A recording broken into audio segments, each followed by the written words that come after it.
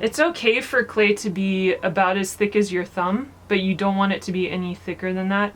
And to be quite honest, if you make it too thin, it's gonna break. So I would, if I'd made a clay piece that I attached to something, I'd probably make it around the thickness of my thumb.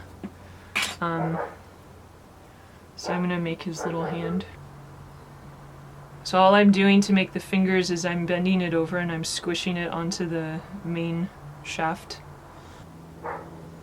And since the clay is so wet, I can just kind of squish it in, these little pieces that I'm adding. If it wasn't wet, I'd have to use slip and score it in.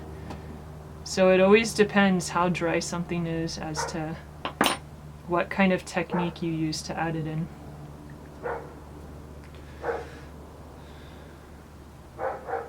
So what I'll do is I'll pinch out a piece and then I'll pinch a piece over it. Like that. That piece that's stuck to the clay piece that I'm adding to is really important. And then I have his little thumb.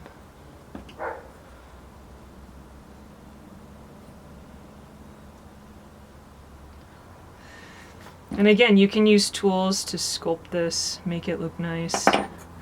That's the back of my needle tool. This is another tool you can buy at any pottery supply place. So I can put this on here. And so how I actually add this on is I'm going to score the back of the arm here.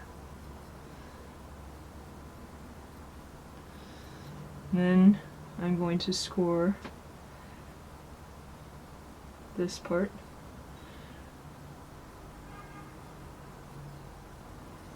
And then I'm going to put my slip in there. Now, depending on how heavy this piece is, I might actually need to do something that I like to call using a mushroom. So you can take a piece of clay, squish it into kind of a tube shape or a cylinder. I always hit the top and the bottom so it has some support system, and then I'll just kind of like squeeze it until it hits the piece that I'm trying to support. And then when it dries, I take this out.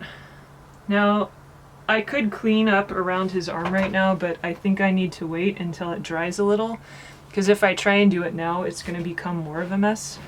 But I'm going to make his other arm next. I could even draw a mark where I need to do the next cross hatching. So I didn't draw it all the way around. But that'll help me know, like.